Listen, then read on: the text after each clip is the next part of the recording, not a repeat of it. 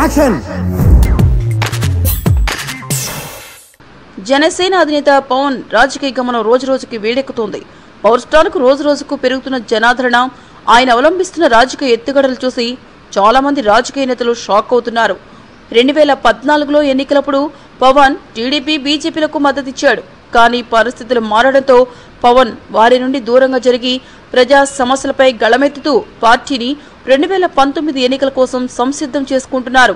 అందుకే సంస్థాగత నిర్మాణం బలంగా ఉండేలా చూసుకుంటున్నారు. అందులో భాగంగానే ప్రధాన భాగాలలో ఒకటైన మీడియాను పక్కన చేర్చుకుంటున్నారు. దీనికి నిదర్శనం కాటమరాయుడు ప్రీ రిలీజ్ ఫంక్షన్ అని చెప్పవచ్చు. ఈ ఫంక్షన్ కు హాజరైన పలువురు మీడియా ప్రతినిధులను చూసి ప్రత్యర్థులు ఆశ్చర్యపోతున్నారు.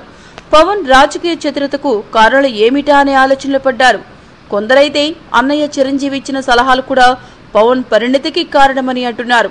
ఎందుకంటే 2009లో ప్రజారాజ్యం తరపున ఎన్నికలకు దిగిన చిరు ఒంటరి పోరు వల్లనే ఓడిపోయారు.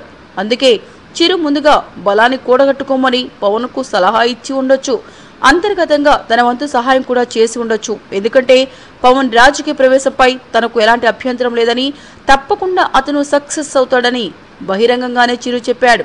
దీంతో తమ్ముడికి సలహాల సాయం అయితే చేయకుండా అయితే ఉండరని రాజకీయ విశ్లేషకులు భావిస్తున్నారు.